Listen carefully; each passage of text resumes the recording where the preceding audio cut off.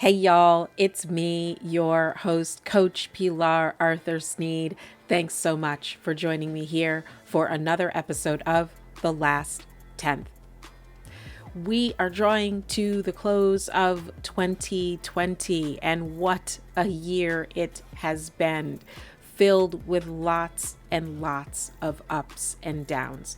Mostly downs, perhaps, but my hope is that this podcast, has been a shining light for you, my fair listeners, in some very tumultuous times. That's my hope. It's also a great time, the end of the year is a great time to reflect on where you've been and where you think you might like to go. This podcast, this show, started in February or March of this year, has traveled to 7 countries all around the world. People on seven different continents have listened to this podcast. That blows my mind. And it is because of you, my fair listeners, that has happened. So I thank you for your support of this show. Together we have talked, listened to the diverse running stories of folks. We've actually talked in excess of 1,500 minutes together. Wow. Again, mind blown. I can't even believe it. So it's really because of you that I'm able to produce this podcast. It's what keeps me going every week. So truly, thank you for sharing these stories with people that you know. And I thank each one of my guests for appearing on the show and sharing their very personal journeys of running, success, triumph, and all of the things that make them tick. It's been a really great journey so far. So I am looking forward to 2021 and producing more shows. Yeah. Excellent. So listen, y'all, today, what I have for you, I have Lindsley Hose with me on the show. Fantastic mom and runner from Denver, Colorado. Today, we talk about running and self-care. We talk about all the ways in which running can become a tool to change both your physical being and also your mental game in terms of what you are willing to put into your own life and what you're willing to get out of it. So it was a really fantastic conversation with Lindsley. I hope that you also enjoy today's episode. Let's get started.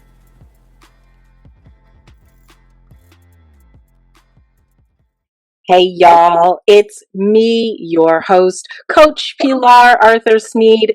Thanks for joining me here for another episode of The Last 10th. So you know, I'm going to say this. I am so excited to be here today. I am with Lindsley. Do you prefer clump or hose? Hose. Okay, hose. Okay, so I am here with... Sounds a little bit better. Okay. I am here with Lindsley Hose. She is an awesome, amazing runner out of Denver, bib rave ambassador, trail runner, wife, mom, to a human person, and also a fur baby too. So I am just so excited to welcome you to the show. Thank you so much for joining me today, Lindsley. Thank you so much for having me. I'm excited to be here. Yeah, awesome. So where I usually start is I really just like to get to know people a little bit better. I like to learn about them. So tell me a little bit about you. Anything that you'd like to share. Oh my gosh, okay. Well, you kind of handled a little bit of it. I mean, I'm a mom. I have a soon-to-be 23-year-old here pretty soon. Wow. Where time went. That's right. Yeah. I'm married, my wonderful husband. I actually have 2 big fur babies that I hope will be quiet. Yeah, I have dogs too. So I always tell people if you hear, dogs barking. It's, this is life during COVID-19 and life when we are all at home doing our work. So yeah, I get that. Yeah. So they're napping currently right now, so hopefully they'll stay quiet. I'm also a surgical assistant at a private dental practice in Denver, and what I do in my spare time is I run a lot. Yes, you do. You do. You really do. So how did you come to the career of being being in the dental industry? How did that come about? So easy. My grandpa was a dentist. Really? Yes. So I kind of grew up Oh, just kind of hanging out at his practice, and I like teeth. It's very strange. you are, to be honest with you, you are not the first person who's in the dental field that I know who says that. Like yeah, I think you have to love teeth. You have to love just This, like, I love this smile, like, yeah. And I mean, as you can tell, I smile a lot because I have the world's largest smile. so do I. I laugh a lot. So it's just, I mean, I was a young mom, like at 17, and it was just one of those things. I just was like, well, what do I want to do? And it just kept coming back to, well, I like teeth. So I wasn't sure I wanted to go through, honestly, the rigors of, school, because being a dentist is pretty lengthy. And, I decided, well, maybe I'll be an assistant and see what I like and see where I go from there. And I went from being a dental assistant to a surgical dental assistant. So Okay. I So like it. what's the subtle difference between the two? Um, Being just a dental assistant, the cleaner of the teeth, and then the person who's the surgical dental assistant. So I'm a licensed surgical assistant, so I'm licensed through the state, and I work in a private practice. I worked in hospital dentistry for a long time, but essentially, like, I help start IVs, for the doctor. We just, sterile. We learn sterile technique. It's just like if you were to go into a hospital and you have a surgical assistant. I mean, we do all those same things too. We educate the patient on before and after care. So there's a little bit more to it. I say I'm kind of a nurse in the That's right. dental profession. That's right. That's right. That's right. Exactly. Wow. Wow. Wow. That's awesome. My mom used to always tell me like I should go into the medical field, but I was like, I don't really want to touch people. Like, no. I mean, I did like teeth, and I know bodily fluids make me happy. No, not me. No, I don't want to have none. I don't want to have nothing to do with any of that. You're like the majority of people. So, what does like a day in your life look like? Because from what I know of dental folks, y'all get up pretty early on the regular. So, Yeah. what does a day look like for you? Honestly, I'm usually awake by 3:30 or 4 in the morning. That's cool with me. So am I. So I'm usually up because I have two dogs, so I kind of deal with them first thing in the morning, and then I get my workout in because honestly, I'm a morning person. Not that I haven't worked out in the evening or midday, but I'm just the freshest first thing in the morning, and I feel like it gets my mind ready for the day because my job can be very stressful. Sure, So it's absolutely. like getting my mind right first thing in the morning. And then I'm usually at work by 6:45, 7, and I'm on my feet. All day, all Yeah. day, all day. So you generally run on trails, is that correct? Especially this year, yes. I have, with COVID and, just trying to unfortunately stay away from people. The trails have been just easiest for me to be there first thing early in the morning and do my thing. But I mean, road running is, something I do too. But I'm definitely sort of transitioning into trail running because I like being team sloth. All right, all right. Yeah. Awesome, awesome. Yeah, yeah. I talked on a different episode about my accidental trail run. It was very like I didn't mean to do it. This really happened. So like I had a trail that I wanted to go on, and it's like it as I found out later that this one trail kind of like connects to all these other trails. Oh, So yeah. what I had researched was that it was like flat, and it went in this particular different direction. So we get there, we get out of the car, and we're asking people like, is this such and so trail? Is this the Empire Trail? Is this the trail? And people were like, Oh, no. so we go, my husband like, okay, well, I guess we'll just go this way.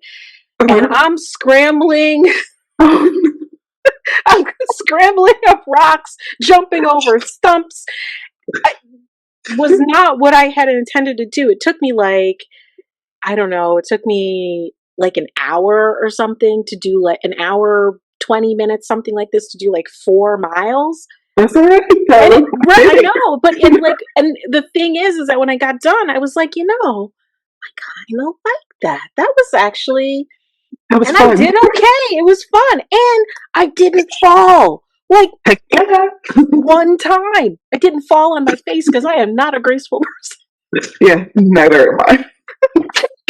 Neither am I. I mean, if you actually like, I should like Instagram my legs, and people would see like, oh, I got a lot of scars in these legs. I mean, I will face plant like literally just walking on flat ground. I'm like, oh, okay, I'm getting there.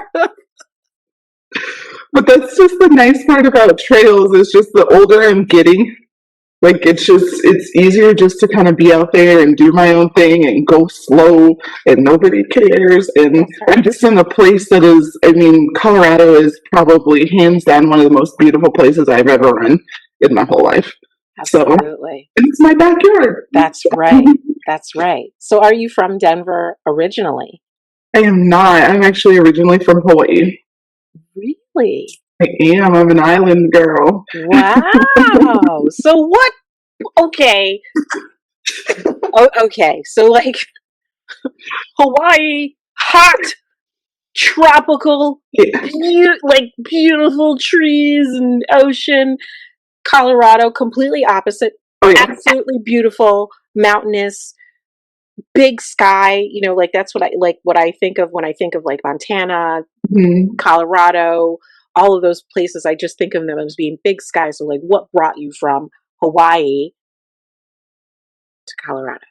My kiddo. So, like I said, I was a really young mom. I had my son when I was 17, and Hawaii is expensive. It is what it is. I mean, it's always been that way, but I knew I wanted to go back to school. I knew that was like my biggest goal, was I needed to go back to school. And also to the education system in Hawaii, unfortunately, just is not, it's not great, the public education system. So I was like, okay, my sister moved here to Colorado, and she said, you should, come and check it out, see if you like it. It's affordable for you. So, I came and visited, and I love the schools for my son. So I enrolled in school, and I moved. Wow. So how long ago was that? How long Oh my ago? gosh. Because so my son's 23, so 17 years ago. Wow. Wow. Wow. Wow. That's amazing. Yeah, That's amazing. I love it here, though. I mean, people ask me that question all the time. They're like, why on earth would you go why to Denver? But I mean, I think when you grow up in your whole life on an island, Hmm. and you're landlocked and you can't go anywhere, when I visited my sister, I just thought, you could just drive and drive and drive and go Right. places, and you won't run into a body of water. That's right. That's right. You're like, all this water and I can't drink a drop of it. And it's just like, it was just so beautiful here. And to like, because the first time I visited my sister was actually the first time in my whole life I had seen snow. We Really? came during the winter. She said, you need to come during the winter to know whether it's something you can deal with. And Yes. I was just like, and my son was 6 at the time, and he was just mesmerized. He was like, this is amazing. I know. Wow. Wow. Wow. That is amazing. So I'm kind of a snow Awesome. baby. I really like snow. Absolutely. Me too. I like it the first time it snows, and then after that, I'm done. I think it's a little different here in Colorado. I mean, it's literally like it could be a blizzard, and the next day it'll be 50 degrees, and like the sun is shining. It's Yes. perfect. Perfect. Yes. Yes. Yes. Yes. It can be like that sometimes here in Albany too, but Mhm. the 50-degree thing, Is it not no? not always. In the Yeah. middle of winter is generally like if it's going to snow, it's going to snow, and then you're cold. Yeah. Negative something. Like this morning on my run, I was so mad at myself because it was like 30 degrees. I'm like, man, I should have worn shorts. And then now I think it's like 65. Wow. That's crazy. Yeah, Colorado's got some crazy weather. It's kind of like up and it's down, up Oh and yeah. down, up and down. So tell me about how you got started in running. How did you get started? Well, I mean, I ran as a kid. I ran track, all through elementary school, all through middle school and high school. I was a sprinter and a hurdler. So it's like I knew where the joy of running, came from. But, obviously I had my son at 17. So, life sort of changed, for me. And, there was about a 5 year period of time where I was working 3 jobs, taking care of my kiddo, was in a relationship, and I gained a lot of weight, a lot of weight. Mm-hmm, mm-hmm. And I had just come to the point where I just was sick all the time, tired all the time. I mean, I had whooping cough and pneumonia within a 2 month time span. And I told my doctor, I said, like, what's going on? Like, why am I always sick? Like, I don't understand. And he basically told me, he's like, you are obese, you are overweight, and this is why you have these problems. Wow. So, okay. Side journey though. When your doctor said that to you, like, I don't know, I have like It when I was hear the word obese, like to me, I just feel like I don't know. But how because did you feel? it was hard because he had been my doctor from the minute I got to Colorado. So he had seen all the changes and everything, and we had a great relationship. And so he literally pulled out my chart and took a red pen and circled the weight that I was when I first came to his office. And then he circled the weight from the day I was that day. And he's like, this is your problem. He's like, you've literally gained over 80 pounds within a 5 year period. Wow. He's like, your body can't sustain it. He's like, your eating habits. I mean, because I'm going to be really honest. I mean, I was eating one meal a day and sucking down 2 or 3 venti frappuccinos a day. Sure. Sure. But Just, just you were working 3 jobs. 3 jobs, being a mom, being a partner. Yes. So Yes. yeah, I just wasn't taking care of myself. And Yes. so he said, you lose the weight, you get active again, and you won't have these problems. Mm-hmm. And so I just made the commitment to myself because my son was like, Mama, you're always sick. Like Mm-hmm. something's always wrong. You're always tired. And so, from that day on, it was actually the day before my 35th birthday. I said, I'm going to do this for me. Like, Wow. I'm done. I'm tired. I don't want to do it anymore.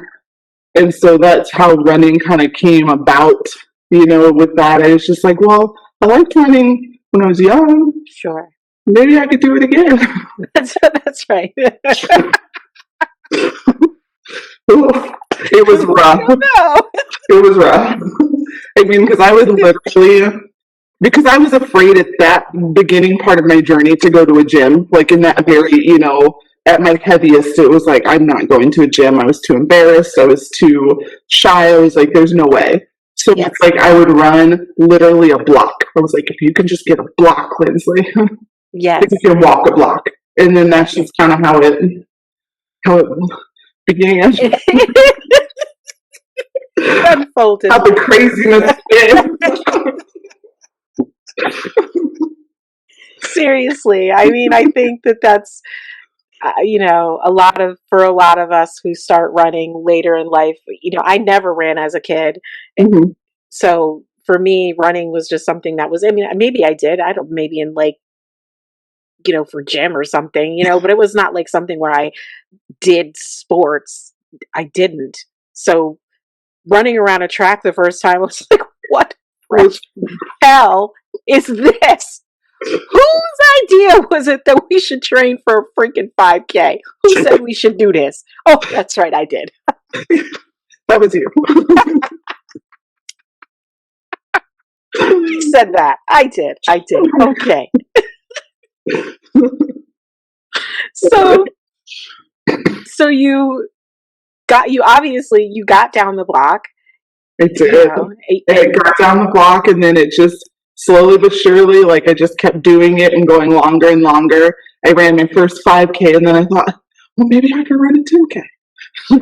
Sure. And then I did that, and then I think my love for distance running came when my son went away to his first 2 years in college in DC, and so I was like, well, I gotta find a reason to come bother him and go see him in school. Sure. So why don't I just sign up for a race? And I was looking for races during the time frame that I wanted to go see him, and the only ones I found were the Denver Rock and Roll. And then I was like, wow, I'm gonna sign up for the 10K. My girlfriend's like, why don't you just do the half marathon? I was like, ooh. What? I don't know about all that. I don't know. But then I was like, you know what? I'm gonna do it. And then I trained for my first half. That was my first half marathon, and oh boy, that was so amazing. Yes. Oh, yes. It was like, and then that's kind of where I think my love for distance running started, because I discovered the runner's high. Yes.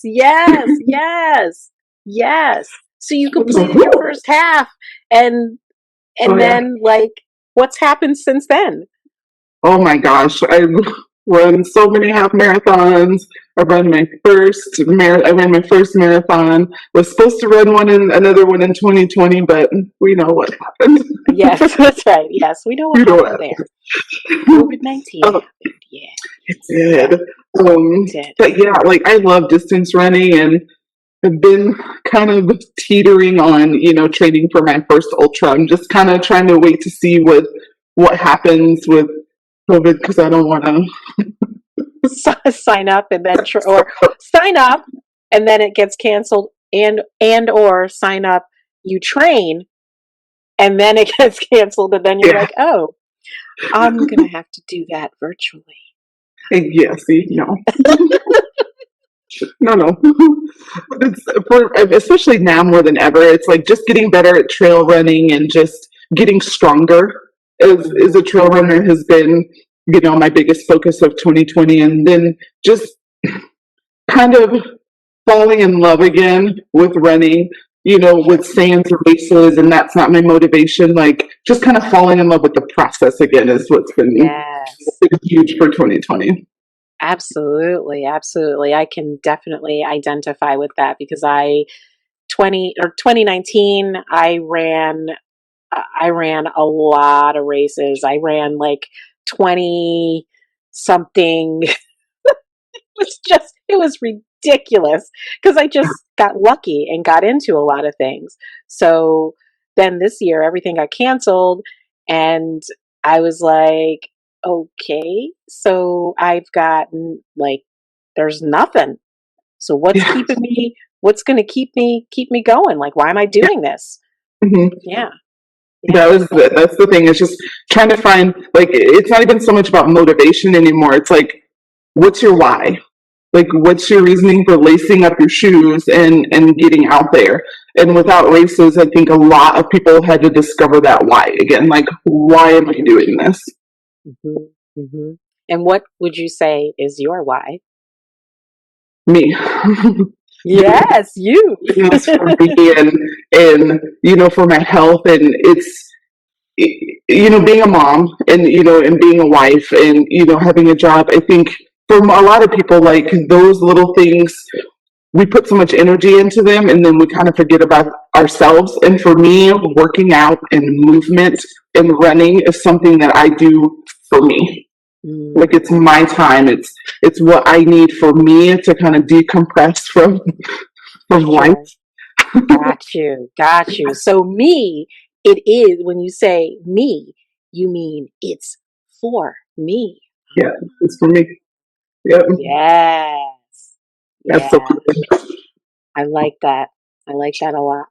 I like that a lot. So that is basically what keeps you kind of engaged in the running process, right? Like, and something that you said that I really appreciate is the part about motivation. I talk with my athletes about it all the time. Like, motivation is basically something that's like the wind. It comes, it goes.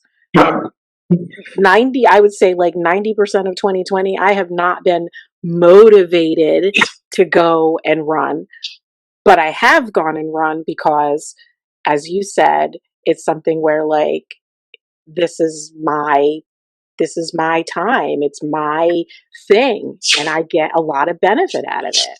Absolutely.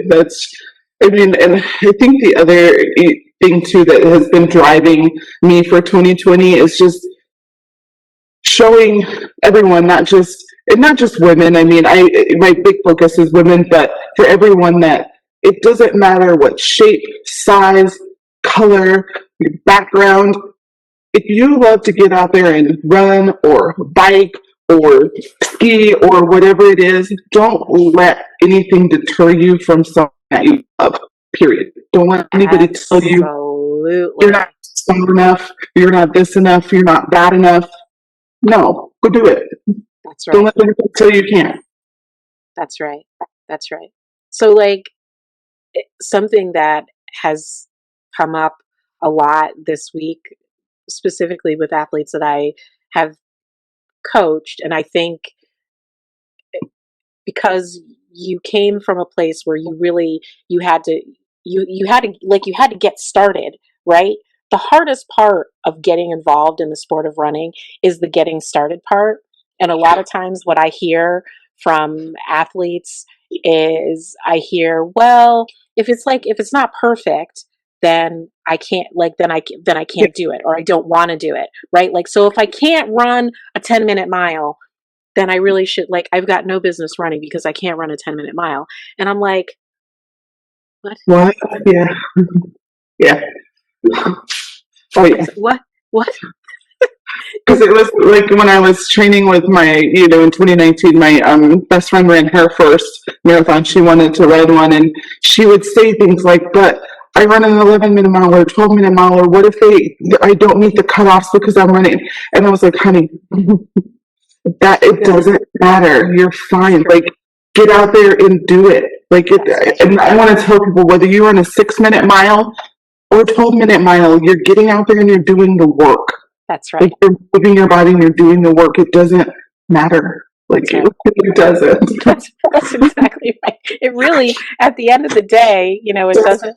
It just doesn't. It doesn't Yeah, matter. pacing doesn't matter. I'm like, I don't care what pace somebody ran. Like I care that you went out there and you were like, man, I just ran a 5K and I'm feeling good.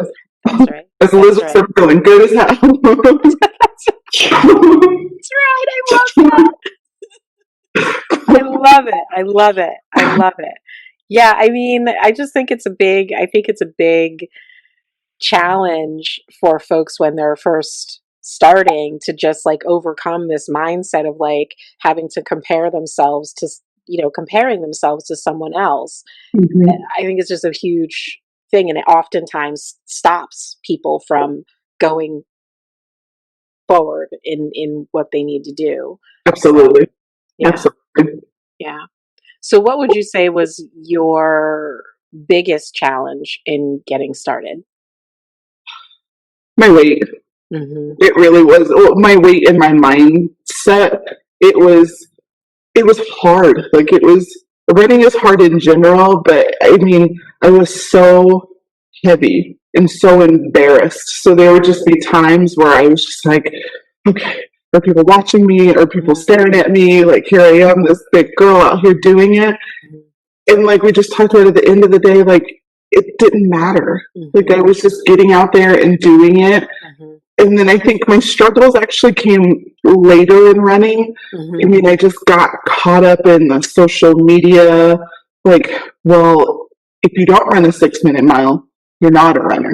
And it got really, in that, and unfortunately, developed an eating disorder. And so it was hard. So I Wow. think for me, the challenges came later, Okay. not so much in the very beginning. Okay. Tell me a little bit more about how you overcame the challenges that came later, and how did you, twofold question, how did you recognize that you had sort of like got sucked down this rabbit hole, and then how did you go past it? I think I started to really acknowledge, like, I think in the back of my mind, because I'm a pretty self aware person, I mean, I knew I had a problem, but you kind of lock it in a box and put it in the back of your head, and you're like, it's fine. I'm good. I'm good. I'm good. I'm one of those people, like, my therapist is like, she's like, you can't use the word fine. That makes me think. That makes me think. Have you seen? It's like I love this. I love this little like cartoon meme. It's the dog. Have you seen it? There's a dog. He's sitting with a coffee cup, and all around him there's fire. He's sitting at a table, and he's got this little dog, little white dog. He's got a little coffee cup, and then the camera zooms in on him. It's fine. He picks up the coffee cup, and it's the whole world is burning around this little dog. It's the best. When I when I put this up on the web, I'm going to see if I can find it, and I'm going to insert it like right here. It's fine because it's perfect. I mean, that's a word I've had to work really hard on, even with like my poor husband. He's like, "Yeah, you're not fine. Don't say that." But I think it was actually when I met my husband is when I started to kind of really acknowledge that I was having issues, because he would want to go do things with me and want to go out to eat, and I mean it would cause like sheer panic in me, because before him I was single for a lengthy period of time. My son was in college in DC, so I mean I could be in my issues alone. Yeah, yes, I get that. I understand. I get it. And nobody really, I didn't really have to kind of show anybody that I was having issues. But he would want to take me out, and I mean, I would have panic moments.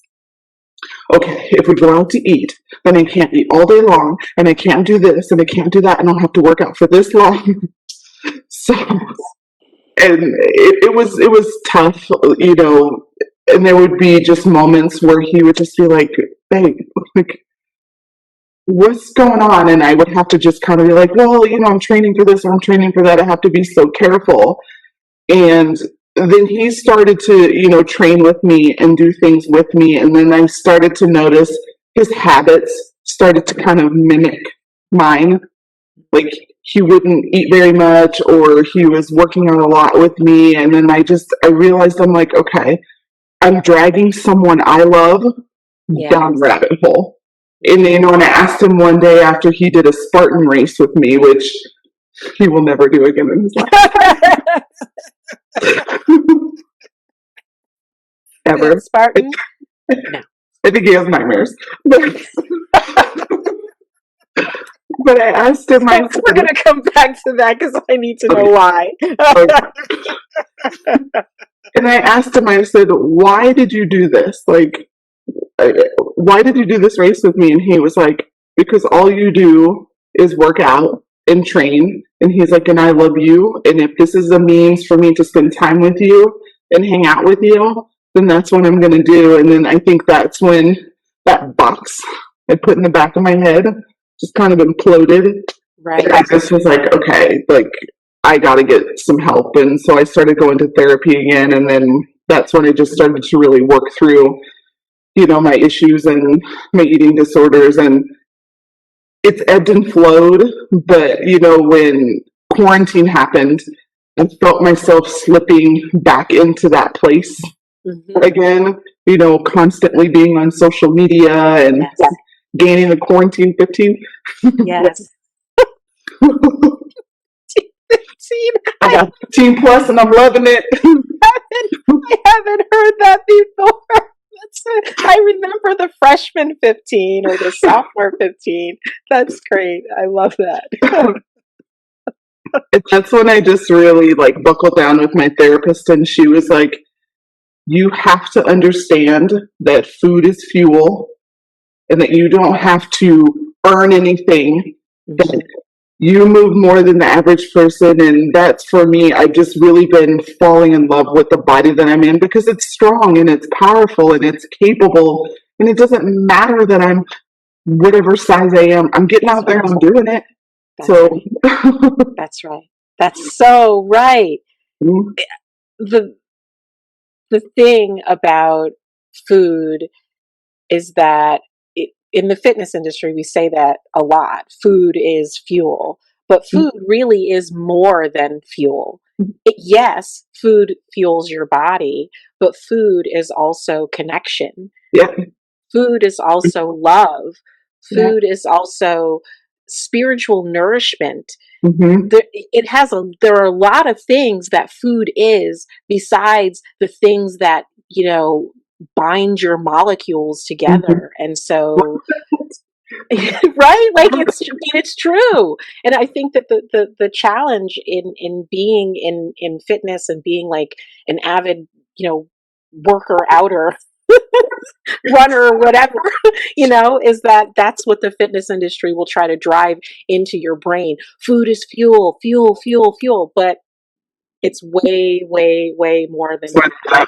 And if Yeah, we can think of food as something that sustains us more than just in a physical sense, absolutely. I think that we can kind of move, I don't want to say move through, but we can tackle our challenges with food easier. Absolutely. And I think also where the arena needs to change is just in social media, just in general. I mean, especially with Instagram, I mean, it's like a blessing and a curse. Blessing and a curse. But it's just, I mean, when you're so inundated with these images of these very small, and I don't say that to be, offensive to absolutely anybody, because, that may be your frame, but to see small, scantily clad, like, thin white women, and this is, you're a runner, if this is what you look like, it's just not, it's not real life. Like, that's right. That's right. That's right. It's not. That's right. That's right. That's why when your doctor said, when you said that your doctor said that you were obese, like I just go, because my doctor has said the same thing to me, and said this as I'm a runner. Yeah. And as I'm a runner who has completed 7 marathons. Yeah. Right?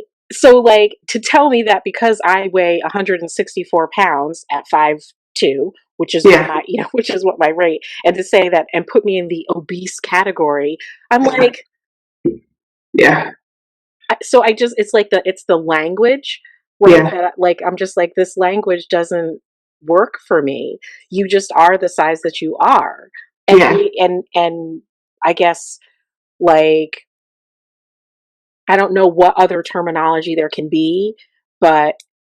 And I think it also depends on your relationship with your doctor. Like, I think for him, like, he knew what my frame was prior to the weight gain. And I also, there are certain people that their bodies are built exactly how it is, and it doesn't mean that they're unhealthy. Just like for you, example, doesn't mean you're unhealthy, doesn't mean you've got a problems. I mean, I had so many issues. I understand. I had a ton of issues, and I think he was just like, this is what you came to me as. Sure. And this is where you are now. And I think for me, he knew he needed to drive that point home. to use the phrase, he needed to have you needed a come to Jesus moment. Yeah, definitely. Because I mean, I'm a stubborn, very hard-headed person, and I think he needed to find a way, like you said, to have that come to Jesus moment. Because I mean, he did. He's like, if you continue this way, he's like, you think you have problems now, right? It will get significantly worse. And he's like, and you have a child to take care of. That's right. He's like, you need to be there for your son, and he's like, but not just for him, but for you. He's like, if you want to keep feeling this way, you do you. Sure. But don't cry to me about it. That's right. Oh dear. Oh dear. Oh dear. Oh dear. Geez, your doctor. He's like, Oh yeah. But he's still my doctor to this day. And I mean, he's funny because he always teases me. He's like, I want to put a poster of you in my office and show people, like, if you're committed and you take the time and you take the effort for you, this is where you will be. right. To do what you needed to do for yourself, for your peace of mind and for your health is Absolutely. what you needed to do, as opposed to like, I guess, like taking your journey and saying, okay, your journey has to be like Sally's journey or Absolutely. Mary's Yeah. journey. Yeah. And he was like, you did it the right way. I mean, I didn't, at the time, it's like I didn't do any fad diets because before I left that office that day, he's like, Lindsley, he's like, it took you almost 5 years to gain this weight. Mm-hmm. He's like, you are not going to lose it overnight. Mm-hmm. And he said, patience is a virtue. Absolutely. And that's what I had to do. I mean, it took a very, very long time Yeah. for me to get to this place. Yeah. So, like, I know for myself, when I started running, me personally, I hired a coach to Mm-hmm. to get me started because my husband was in his, former life, he was like he was a 6 minute per mile person. So, but then 20, right, 6 or 7, right? So time happens, you get older, and then he wasn't. So, but he always has this mindset of like, we're gonna go hard, we're gonna go. So I was like, and I was like, hey hon, you want to run a 5K? What do you think? He's like, sure, why not? And I was like, okay, but if you train us, I'm probably not going to run anymore, because you'd be like, let's go run 5 miles first time. And I'm going to come home and I'm going to be broke. I'm never going to run again. So for me, I hired a coach. How did you get started? Most people don't have that. You know what I'm saying? Like, yeah. I mean, I think for me, it's because I did run when I was younger. So it's like, and I mean, my coach from the end of elementary school coached me from the end of elementary school all the way until high school, until I got pregnant with my son. wow. So it's like, I remember the things in my head, Okay. But at one point I did have a coach. Yes. When I was training for my first marathon, because I tried to do it by myself in the beginning, and I'm like, ooh, I'm struggling here. This is not good. Marathons are a whole nother guru animal. Oh yeah. So I definitely at one point did have a running coach, and she was fabulous, and I loved her, and I actually did really like the structure. Yes. Because she would see like, okay, you're tired, we need to like rearrange this, you're not doing as well. So that it was nice to have a coach. Absolutely. So you just like really had true grit, right? You just had true grit to get started, and you're still here today as a testament to that grit. That is freaking amazing. There's something about, I mean, I love movement just in general. Like, I like moving my body and, getting out there. I mean, I like to bike. I got a Peloton too. I'm a little obsessed. Do you really? Awesome.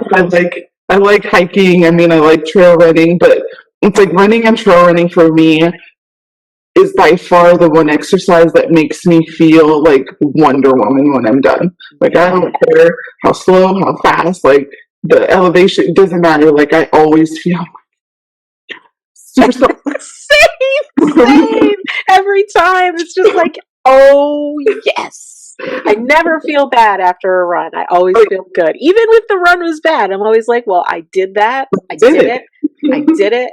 I made that happen today. Oh yeah.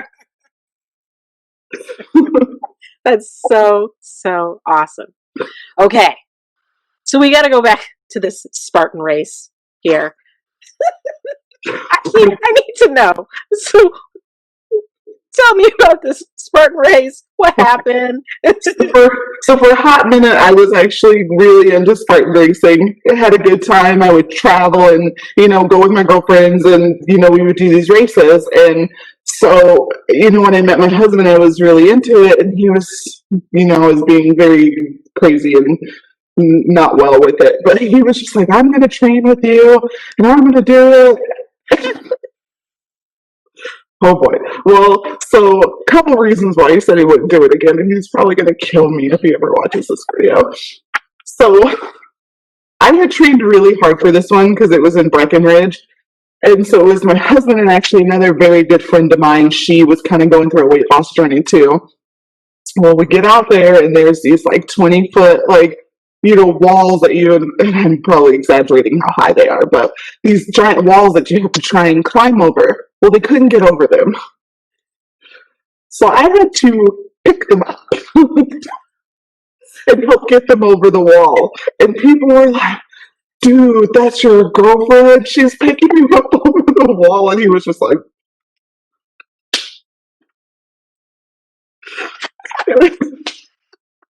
I mean, I'm physically like lifting out my husband and my friend over these like obstacles. Yeah. I mean, he was covered in mud like the whole time, and and then he did his fire jump, and when it was over, he's just like, I am literally never doing this again in my life. Like, ever. So funny. Oh my God. That is, wow. Oh my gosh. Yeah. And he's like, It's hilarious because when we saw our Spartan pictures, though, like all of my race photos are pretty doofy, and that's okay. I've come to a place of understanding with it. So I've got all these horrible pictures of me, and there's this one picture of him, and he's holding this sandbag over his shoulders, and my husband has beautiful hazel eyes, and the light shining, and he looks like the Incredible Hulk. He's like, "Baby, look at this."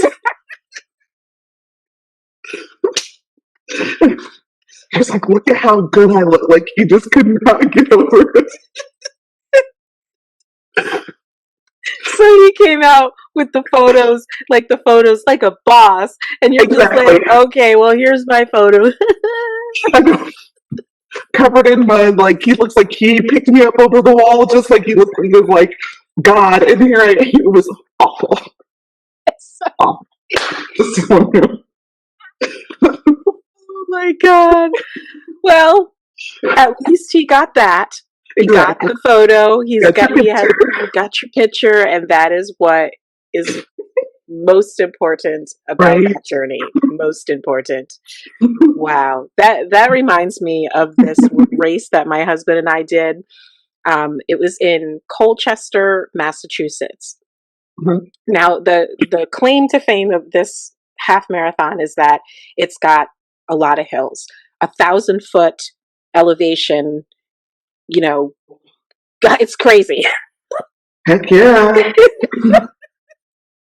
Up and down, 1,000 foot up, 1,000 foot down. So at that time, this is in 2018, I think it was. I was like, I'm going to do a half marathon every month. I'm totally doing this. And I was not at that time as fit as I am now, but I had made it in my mind. That's what I was going to do. So we do this half marathon. Let me tell you. Okay. And it's like a little small town, race. So like all the people who are there, they're used to running these hills. They live in Connecticut. They run these hills all the time. We don't live in a place that has hills like this. So we show up, we're like, whatever. I was second to last. My husband was, I was like third or fourth to last. My husband was like second to last. When he came across the finish line, he was just like, and he said exactly what you said. He was like, I will never do this race again. He said, by the time I was ready to be done, I was ready. I was like, if I could just crawl up this last hill, just let me crawl. Please let this race be over. And he still talks about that today. And I was like, when I was done, I was like, oh, I would do that again. He was like, if you He's like, don't ask me. don't you dare. Maybe they need to hang out together. He's like, I love you, and I will run, and I will travel the world with you to go anywhere. But if you make me go to that race again, We'll see, but at least he does races with you. Mine's like, I will be the best Sherpa you have ever seen in your whole life because I'm not doing anything. I'm not running. I'm not biking. I'm done. I'm not trail running. No. I'm done. I mean, he does a pretty fair amount, but like there has been, been talk. There was like a conversation we had at one point where, I was like, oh, I love running. My husband was like, you don't just love running. You love running. You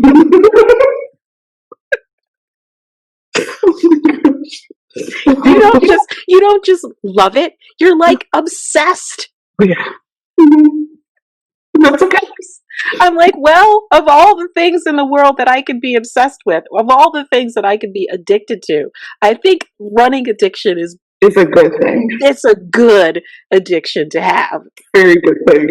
I know a friend of mine texted me earlier because he was asking me about, because unfortunately I did have a coworker that was, COVID. We are, needless enough, we wear all of our PPE and everything, so I got tested, and he asked me, he's like, so, what happened? And I was like, it was negative. He's like, well, even if you got it anyway, like, it's not that big of a deal. I'm like, oh, no, because if it stops me from running, that's a problem. I know. I do not want to run. We cannot have that. I have got to go running. I was like, I don't want COVID. I don't want a cold. I don't want it. None of it. I don't want it. I'm good. Keep all your mess over there, okay? Keep your mess over there. No. Oh gosh. Oh my goodness. Oh my goodness. So funny. So funny. Brilliant. Really brilliant. Brilliant. So I always like to ask if you have advice that you would like to give or advice that you've personally received, what would it be? Do what you love.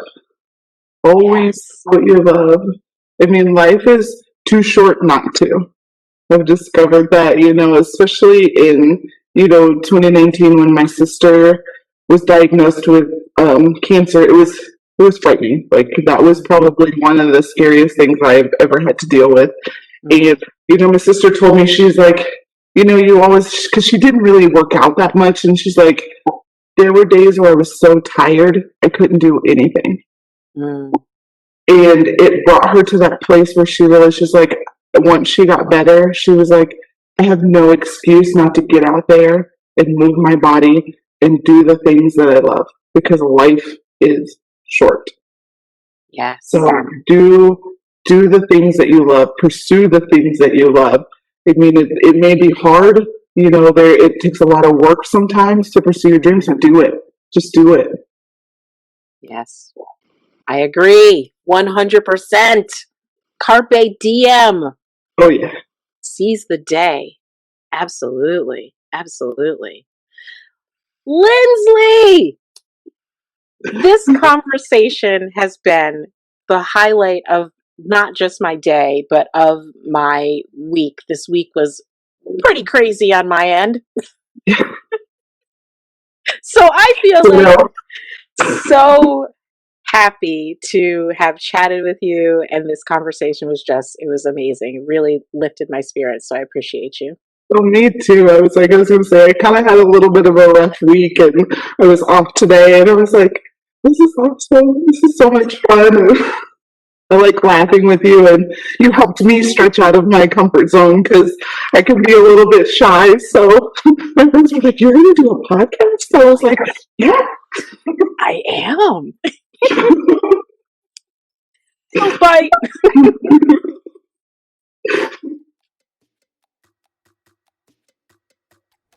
I'd like to take a moment to thank Lindsley for joining me on the show today. It was a fantastic conversation with you.